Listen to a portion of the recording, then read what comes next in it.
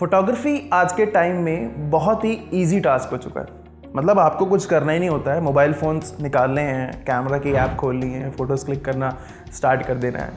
Cameras उठाने हैं, जो प्रोफेशनल कैमराज आते हैं उनमें भी ऑटो मोड का ऑप्शन है। तो ये ऑटो मोड आपको परफेक्ट एक्सपोजर तो क्लिक करके देता है, लेकिन परफेक्ट पिक्चर नहीं। अब परफेक्ट एक्सपोजर और परफेक्ट पिक्चर में मैं ऐसे डिफरेंशिएट करूँगा कि परफेक्ट एक्सपोजर यानी आप परफेक्ट ब्राइटनेस पिक्चर में अचीव कर ले रहे हो कि आपको सब कुछ सही सही साफ साफ दिख रहा है। लेकिन क्या आप ऑटो मोड पे अपनी इमेजिनेशन के हिसाब से फोटोग्राफ को क्लिक कर सकते हैं? शायद नहीं, क्योंकि ऑटो मोड तो अपने हिसाब से काम करेगा, वो अपने हिसाब से सीन को डिटेक्ट करेगा। लेकिन जो आपने इमेजिन किया है वो आप मैनुअल मोड पे कर सकते हैं।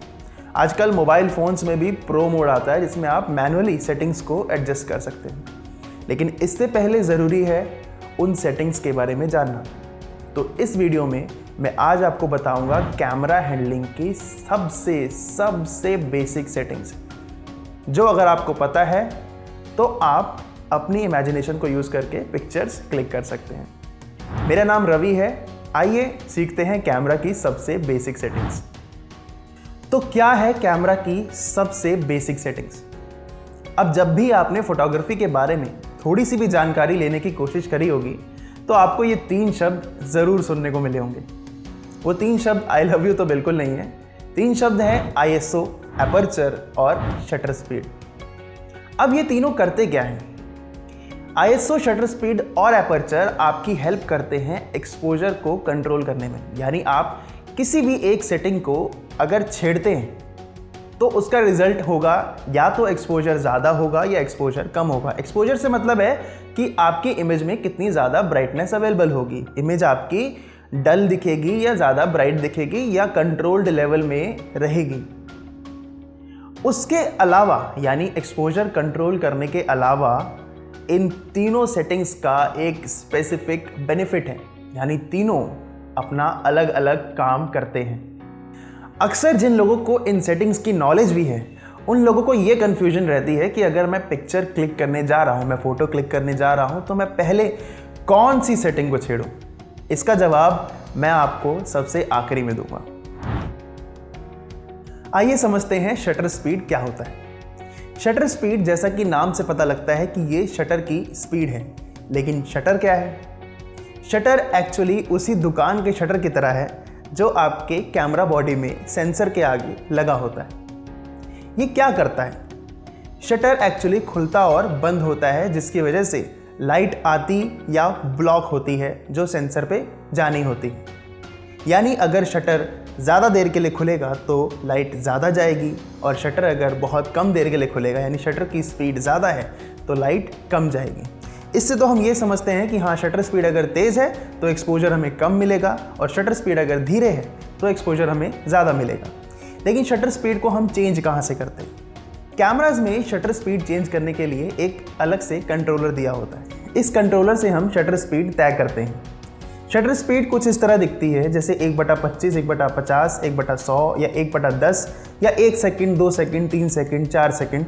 ये सेकंड्स में डिनोट किया जाता है, या फिर 1/50 का मतलब है 1 सेकंड का 50वां पार्ट। तो ये तो हो गया कि शटर स्पीड एक्सपोजर को कैसे हैंडल करता है। लेकिन शटर स्पीड का अपना काम क्या है? शटर स्पीड ही ये तय करती है कि मोशन को कितनी जल्दी कैप्चर किया जाएगा। अगर आपका सब्जेक्ट बहुत तेज़ चल रहा है या दौड़ रहा है या डांस कर रहा है या खेल रहा है तो आपको शटर स्पीड तेज़ रखनी पड़ती है, ताकि आप एक उस छोटे से मोमेंट में पिक्चर को क्लिक कर पाएँ और सब कुछ आपको रुका हुआ दिखे, क्रिस्प दिखे, क्लियर दिखे। क्योंकि अगर आप शटर स्पीड स्लो रखेंगे और आपका सब्जेक्ट तेज़ गति से मुड़ रहा है या घूम रहा है तो आपको पिक्चर में मोशन ब्लर देखने को मिलेगा। इस एग्जाम्पल में देखिए, एक पिक्चर में शटर स्पीड तेज़ रखी गई है और एक इमेज में शटर स्पीड धीरे रखी गई। जिस इमेज में शटर स्पीड तेज़ है वहाँ पे आपको सब्जेक्ट एकदम क्लियर दिखेगा, लेकिन जिसमें शटर स्पीड कम है उस इमेज में आपको मोशन ब्लर आसानी से देखने को मिल जाएगा। लेकिन ऐसी बहुत सी और सिचुएशंस हैं जहाँ पर शटर स्पीड को स्लो रखा जाता है। शटर स्पीड स्लो रख के बहुत सी क्रिएटिव फोटोज क्लिक की जा सकती हैं, जैसे लाइट पेंटिंग, लाइट ट्रेल्स या आसमान की पिक्चर। बहुत सारे एग्जांपल्स आपको देखने को मिल जाएंगे, आप खुद से ट्राई करके चेक कर सकते हैं। तो ये था शटर स्पीड कैसे एक्सपोजर को हैंडल करता है और कैसे मोशन को कैप्चर करता है। अब जानते हैं एपर्चर के बारे में। एपर्चर क्या होता है? आपने जब भी कैमरा सेटिंग्स छेड़ी होंगी तो आपको एक जगह F नंबर्स में आपको कुछ चेंज होते हुए दिखेगा, जैसे F1.8, F1.4 या F2.8 या F16 या F22। ये F नंबर्स क्या है? यही एपर्चर है। F नंबर डिसाइड करता है कि आपका लेंस कितना मुंह खोलेगा। मुंह खोलने का मतलब है कि आपके लेंस के अंदर एक रिंग होती है, वो रिंग छोटी या बड़ी खुलती है, सर्कुलर रिंग होती है। अब वो जितनी ज़्यादा बड़ी खुलेगी उतनी ज़्यादा लाइट अंदर जाएगी और उतना ज़्यादा एक्सपोजर मिलेगा, और वो जितनी छोटी खुलेगी उतनी ही कम लाइट अंदर जाएगी और उतना ही कम एक्सपोजर मिलेगा। F नंबर अगर छोटा है तो आपका एपर्चर रिंग ज़्यादा खुलता है, यानी F1.8 में ज़्यादा लाइट अंदर जाएगी। लेकिन F नंबर अगर बड़ा है, अगर F16 है, ऐसी सिचुएशन में एपर्चर रिंग बहुत छोटी हो जाएगी और आपको लाइट कम मिलेगी, एक्सपोजर कम मिलेगा। तो इससे ये समझ आता है कि F1.8 में आपको एक्सपोजर ज़्यादा मिलेगा, F16 में आपको एक्सपोजर कम मिलेगा। यानी F नंबर जितना छोटा उतनी लाइट ज़्यादा, F नंबर जितना बड़ा उतनी लाइट कम। तो ये तो हो गया एक्सपोजर से रिलेशन एपर्चर का। अब एपर्चर का एक्चुअल वर्क क्या है, वो एक्चुअली करता क्या है? एपर्चर डिसाइड करता है डेप्थ ऑफ फील्ड। अब डेप्थ ऑफ फील्ड क्या होती है, इसको बहुत ही आसानी से समझाएंगे। हम जब भी पिक्चर क्लिक करते हैं तो हमारा एक सब्जेक्ट होता है जिसे हम हमेशा फोकस में लेते हैं। जब भी हम उसे फोकस में लेंगे तो सब्जेक्ट से कुछ पीछे का एरिया, सब्जेक्ट के कुछ पीछे का एरिया जो बैकग्राउंड कहलाता है, और सब्जेक्ट के कुछ आगे का एरिया जो फोरग्राउंड कहलाता है, वो कितना एरिया फोकस रेंज में है, यानी कितने एरिया में चीज़ें दिख रही हैं साफ। अगर शैलो डेप्थ ऑफ फील्ड है, इसका मतलब सब्जेक्ट से बहुत ही कम आगे और बहुत ही कम पीछे तक की रेंज है जिसमें फोकस में चीज़ें रहेंगी। और अगर डीप डेप्थ ऑफ फील्ड है तो ऐसी सिचुएशन में सब्जेक्ट के बहुत आगे तक और बहुत पीछे तक भी सब कुछ फोकस में रहेगा। तो एपर्चर कैसे डिसाइड करता है ये? F नंबर अगर छोटा है तो हमें मिलती है शैलो डेप्थ ऑफ फील्ड, जो खासकर हम एग्जांपल्स देखते हैं पोर्ट्रेट्स के या फिर कैंडिड फोटोज़ के या स्ट्रीट फोटोग्राफी के। जब हम देखते हैं तो हम देखते हैं हमें बोके देखने को मिलता है। बोके यानी जो पीछे बहुत ज़्यादा ब्लर आता है और हम सब्जेक्ट को आइसोलेटेड कर देते हैं, केवल सब्जेक्ट पे फोकस और उसके फोरग्राउंड और बैकग्राउंड एकदम ब्लर। लेकिन अगर इसी ही पिक्चर को हम डीप डेप्थ ऑफ फील्ड यानी F नंबर ज़्यादा में F16 में क्लिक करते हैं तो हमें मिलता है अच्छा खासा फोकस रेंज। अब हमारा सब्जेक्ट आइसोलेटेड नहीं है, उसके आगे उसके पीछे सब कुछ फोकस में है। अब कहाँ पर डीप डेप्थ ऑफ फील्ड का यूज़ किया जाता है और कहाँ शैलो डेप्थ ऑफ फील्ड का? पोर्ट्रेट्स में या फिर कोई भी ऐसी सुंदर पिक्चर दिखाने में जहाँ पे हम इंसानों की पिक्चर ले रहे हैं या जानवरों की पिक्चर ले रहे हैं, हम शैलो डेप्थ ऑफ फील्ड का यूज़ करते हैं ताकि हमारा सब्जेक्ट आइसोलेटेड रहे, यानी वो अलग से उभर के हमें दिखे, हमारी आंखें सीधा उसी पे जाएं। लेकिन जब हम एपर्चर यानी F नंबर को बढ़ा देते हैं और रिंग को छोटा कर देते हैं, तब हमें एक्सपोजर तो कम मिलता है, लेकिन हमारी फोकस की जो रेंज है यानी हमारी जो डेप्थ ऑफ फील्ड है वो अच्छी खासी बढ़ जाती है। इसका यूज़ कहाँ होता है? इसका यूज़ होता है लैंडस्केप फोटोग्राफी में, आर्किटेक्चरल फोटोग्राफी में और भी ऐसी फोटोग्राफी जहाँ पर हमें हर एक चीज़ फोकस में चाहिए होती है। आप एपर्चर को घटाकर या बढ़ाकर कुछ टेस्ट शॉट्स ले सकते हैं जिससे आपको समझ में आएगा कि डेप्थ ऑफ फील्ड क्या होता है। तो ये था एपर्चर का एक्सपोजर से रिलेशन और डेप्थ ऑफ फील्ड से रिलेशन। अब समझते हैं ISO के बारे में।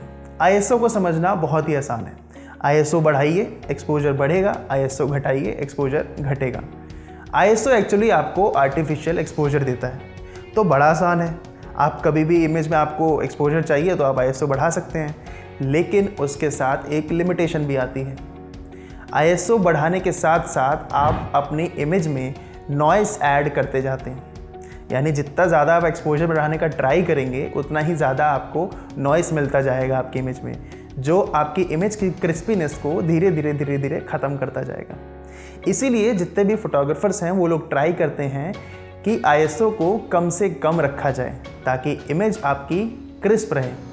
लेकिन आजकल बहुत से लो लाइट कैमराज आते हैं जिनकी सेंसिटिविटी बहुत ही अच्छी होती है, वो अच्छी खासी ISO रेंज में भी नॉइस बहुत कम देते हैं। आप ISO को बढ़ाकर और घटाकर खुद ट्राई कर सकते हैं और नॉइस चेक कर सकते हैं। तो अब आता है वही सवाल कि पहले कौन सी सेटिंग छेड़ी जाए। क्या मैं फ़ोटो क्लिक करने से पहले शटर स्पीड छेड़ूं, या मैं एपर्चर छेड़ूं, या मैं ISO छेड़ूं? तो वो सब आपकी प्रायोरिटी, आपकी प्राथमिकता पे डिपेंड करता है। आप चाहते क्या हैं? आपका अगर मोशन बहुत तेज़ हो रहा है, सामने कोई नाच रहा है या कोई भाग रहा है या कोई भी ऐसा मोशन, अगर उसमें गति ज़्यादा है, मोशन ज़्यादा है, तो आपको सबसे पहले शटर स्पीड सेट करनी पड़ेगी और ऐसी सिचुएशन में आपको शटर स्पीड तेज़ रखनी पड़ेगी ताकि आप मोशन को ईज़िली कैप्चर कर सकें। लेकिन शटर स्पीड तेज़ रखने की वजह से आपको एक्सपोजर मिलेगा कम, तो उसकी भरपाई आप बाकी दोनों सेटिंग्स से कर सकते हैं। अब आप आ जाइए एपर्चर पे। अब क्योंकि आपने शटर स्पीड सेट कर ली, आप उसको छेड़ नहीं सकते, तो आप अब एपर्चर सेट करेंगे। अब एपर्चर सेट करते टाइम भी आपको सोचना है कि आपको डेप्थ ऑफ फील्ड कैसी चाहिए। आपको फोकस रेंज ज़्यादा चाहिए या फोकस रेंज कम चाहिए। अगर फोकस रेंज कम चाहिए तब तो आपको एक्सपोजर मिल जाएगा, लेकिन फोकस रेंज अगर आपकी ज़्यादा चाहिए, आपको डेप्थ ऑफ फील्ड आपको ज़्यादा चाहिए, तो ऐसी सिचुएशन में आपको फिर भरपाई ISO से करनी पड़ेगी। यानी आपको शटर स्पीड और एपर्चर में जो एक्सपोजर मिला वो कम मिला, और अब आप ISO को बढ़ाकर आर्टिफिशियल लाइट ऐड करेंगे अपनी इमेज में। तो ये एक तरीका है, एक सिचुएशन के हिसाब से आपने सेटिंग करी। बहुत सारी सिचुएशंस आती हैं, कभी कभी प्रायोरिटी आपकी पहले एपर्चर होती है, कभी कभी आपकी प्रायोरिटी शटर स्पीड होती है। ISO लास्ट में डिसाइड करते हैं हम, वो मजबूरी है एक तरह से। तो ये था आज का ज्ञान कि क्या होता है शटर स्पीड, क्या है एपर्चर और क्या है ISO और क्या है एक्सपोजर ट्रायंगल। आप इन तीनों सेटिंग्स को छेड़ के ट्राई कर सकते हैं, अपनी पिक्चर क्लिक कर सकते हैं, क्योंकि जितना आप ट्राई करेंगे, जितनी आप प्रैक्टिस करेंगे, उतनी जल्दी आप इन सेटिंग्स को सीख पाएंगे। मोबाइल फ़ोन्स में भी आजकल बहुत इजी है प्रो मोड में जाकर इन सब सेटिंग्स को छेड़ने की। आप प्रो मोड में शटर स्पीड सेट कर सकते हैं और चेक कर सकते हैं कि आपकी इमेज में शटर स्पीड कम या ज़्यादा करने से क्या चेंजेस आ रहे हैं। किसी भी तरह का क्वेश्चन अगर आपके माइंड में आता है तो आप प्लीज़ कमेंट सेक्शन में पूछ सकते हैं, और अगर आपको ये वीडियो पसंद आई हो तो प्लीज़ इसे लाइक और शेयर ज़रूर करें। चैनल को सब्सक्राइब भी कर सकते हैं। Thank you.